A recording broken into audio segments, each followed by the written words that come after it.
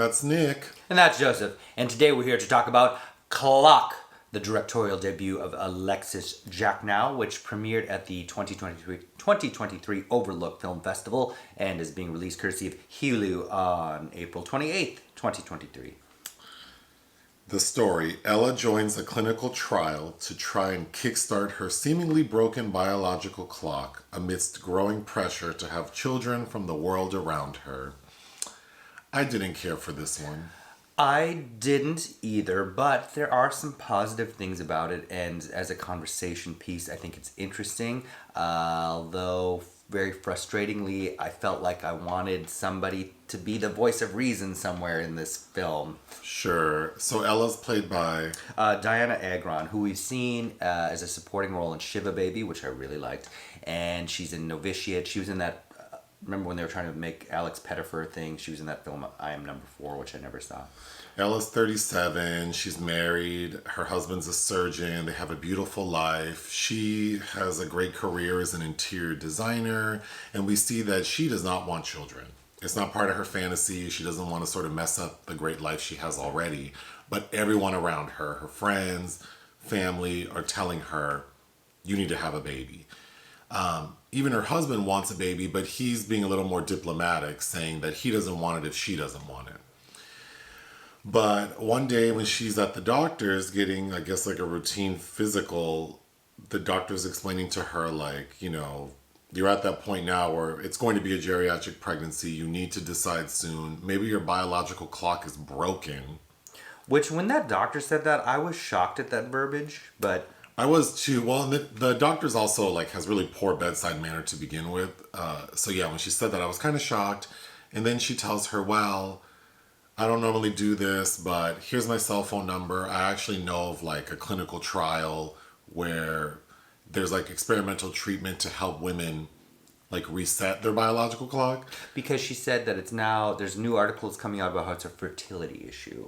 And yeah, it's basically hormonal and that it can be fixed. So, you know, there's a lot of messaging about how Ella's broken because she doesn't want children.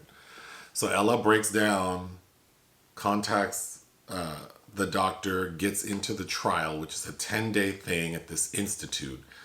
And when she gets there, the doctor... It forces her to give up a big gig that we're told will change the trajectory of her career she's worked for as well. Sure. Okay, so the doctor at the institute is played by... Melora Hardin.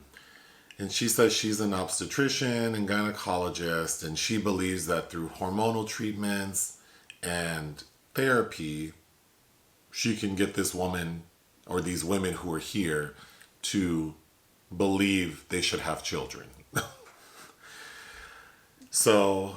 CBT therapy, Cracker Barrel taco therapy. Yeah, so Ella agrees to get the implant and do the therapy, and over the course of the 10 days, she starts hallucinating. But then, this is where, I mean, there are a lot of things I didn't like. The big thing is like this whole thing where it's like, is there like an evil entity chasing her? Is she just hallucinating? And the thing that's chasing her is this, like, her grandmother who survived the Holocaust, but the way she's presented is kind of like the Slender Man. And it's supposed to represent like the guilt, I guess, Ella should feel for, because there's this whole historical trauma component that I think is very interesting. It is very interesting, especially in modern film. We don't really see that Jewish characters talking this head on about that. So I did like that. Well, we should get back to it, but we find out a few things. Number one, her husband sort of set up this trial for her. Like, he sort of went behind his wife's back, told her doctor to influence her to get information on the trial. But the thing that really threw me off is the doctor in charge of the trial, who has all these women there undergoing this experimental treatment. All of these women are experiencing hallucinations. The film opens with a woman hanging herself, and then we see her implant fall out. On a playground, right? On a playground. So all of these women are experiencing these horrible side effects and hallucinations, and no one has told the doctor. So this lady... Apparently, yeah. Well, because she seems surprised. She does, but that's the weakest part of that film is everything that happens in that moment. But well, so everything culminates with Ella she ends up killing her father, but she doesn't know it because she's hallucinating. So her husband calls the police on her ass. And then Ella goes to the institute to go basically force the doctor to remove the implant. She won't.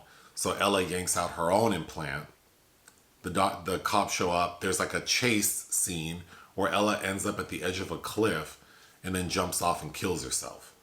The end.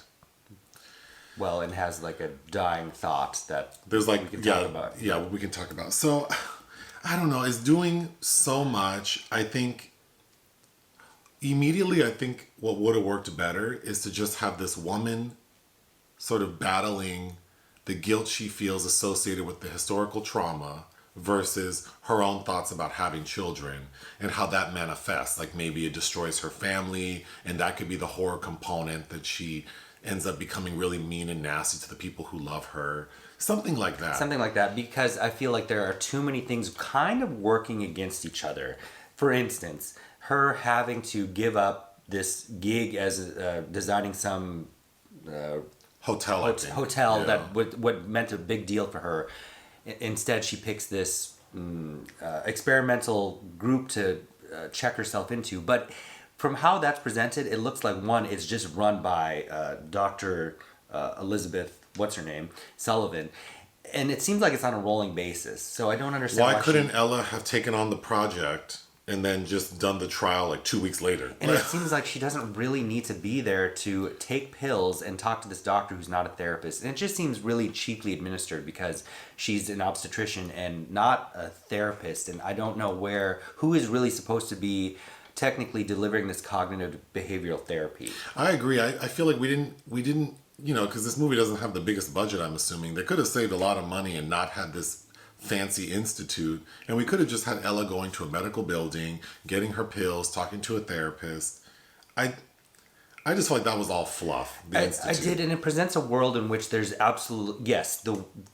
just watching the latest season of Love is Blind, and Vanessa Lachey really wants everyone to have babies. But, that is a really good example of the kind of very obvious pressures that are normalized against women to procreate and have children, because as if that's all that they were meant to do. But there is a strong component of people and viewpoints out there that believe the opposite or don't think that at all. And it's just funny, I think, that there's no kind of element of that in here, because yes, there is a biological clock. There is a finite amount of time a woman has to have a child. And even at the age of 37, this technically is a geriatric pregnancy, as awful as that terminology sounds. But I just wanted somebody else to say, like, that doesn't really... This felt like gay conversion therapy. This woman has to go somewhere to be convinced, to be like drugged into thinking that she needs to have a baby. And I needed that examined. That could have also been a better approach. It could have just been her going to this research institute to undergo this treatment, and it turns into... What's the movie with Kevin Bacon and the gay conversion therapy? They/them. Which was not a good movie, but No. I think that maybe that would have made more sense for this. Like, she goes to this institute, and the horror of her trying to be convinced of something, because it's kind of ironic that she's being told that it's natural, but to her it feels natural to not have the kids. Mm-hmm. So maybe that battle. And then her lesbian best friend, who has at a moment where this is at a moment where the best friend's water is breaking, and there's a lot going on in her life too, and whatever's happening in that nursery. But it's like she has the gall to say to her friend, like, all you have to do is open your legs to have a kid. I had to go through so... Okay. I think the best moment in the movie is in the beginning, because Ella is at a baby shower, mm-hmm. and all of her friends are being very aggressive with her. Like, no, you need to have kids. What are you talking about? You have to have kids. And then someone says, children are the best thing that will ever happen to you. And then as soon as they're done saying that, someone's kid falls out of a tree mm-hmm. and hurts themselves. But I thought that was funny. I often hear that in film. There's a Catherine Hardwicke film I really don't like called Missed You Already, where I think Drew Barrymore's dying in this it's kind of like a Beaches rehash. But I think Toni Collette, it's the best thing you've ever done is become a mother. And it's like, oh, there's another really good moment where Ella is having her therapy session with the doctor at the institute. And she makes a comment about the Holocaust, and then the doctor goes, oh, like the ultimate evil. And then Ella goes, why are you saying that? There have been genocide, like, there have been people who've been killed in greater numbers than the Holocaust. Why do we consider that the ultimate? And it's because people can relate to that.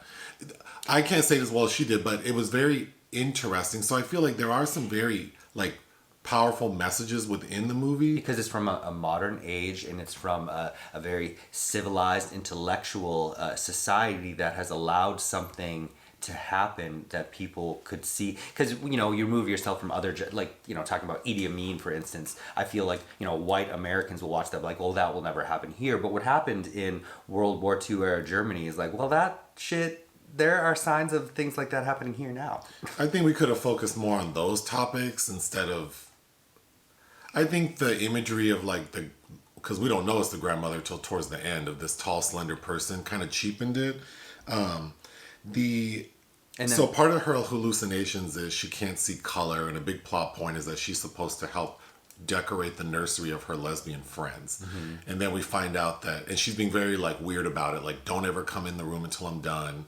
And then finally when her friend looks in the room, because Ella's acting weird, Ella has made the nursery look like a nightmare. Like spiders everywhere, because that's part of it. Now, it was shot by Martin Viam, who also lends that Katie Holmes film I didn't care for, Alone Together. But I didn't mind that color scheming. Again, I don't know that it's weaved into the fabric of the film well enough for it to make much of a statement. I also didn't care for the actor playing her father. Saul Rubinek, he's a very good character actor. I think he was doing what he was told. Sure, but I mean, so I should say I didn't really care for that character. And then there's a moment when, because Ella's hallucinating and the dad is showing her photos from the photo album, and of course being very aggressive about you need to have kids. And then she sees a picture of her grandmother and freaks out because this is the image she's been hallucinating. And the dad's reaction, I thought, was like, he gets mad and tells her like, you're shunning your culture, and starts tearing up all the photos in the album. Mm-hmm. That just felt like a lot. It felt because clearly your daughter is having emotional issues and probably needs to talk to someone. But those emotional issues were probably also inherited from her father. Sure. He doesn't know how to deal correctly. But again, I feel like then we should have focused more on that. Like that could have, if it's going to be like a psychological horror film, you have enough material in that we don't need to add the Slender Man. Another thing that wasn't addressed that bothered me in a biological sense is whatever the clock, that's the cog that is inside her. Her husband tries to have sex with her and it pierces his penis, and we see his penis. The implant. The implant, and it's like, so something's not working correctly, clearly. Just the entire, like, research thing doesn't make sense to me. Well, and the doctor tells her that it's never supposed to come out. I don't know that just doesn't make sense. Like, never? It just could have been so much more simple. Like, oh, you're just going to take these hormone supplements and these synthetic hormone supplements and then speak to a therapist. I feel like that would have been enough. We don't need this. And then the implant looks like something from like a medallion from a brooch from the Hunger Games. And the implication of her husband that we find is a reveal that also seems a bit toothless. I get there's no real impact. It's not like he's Paul Masterson in The Stepford Wives or John Cassavetes in Rosemary's Baby. It's like, I don't know how much sense that it doesn't really add any tension or revelation to me. This felt kind of along the lines of False Positive with Pierce Brosnan, which, again, there were elements of that film that I liked. But when she shows up to the institute where this woman answers the door, I automatically thought like of that, the women doing the plastic surgery in that movie Whitefire. It's like, they look like they're from some cult of Dionysus, and it's like, nothing good is happening in here.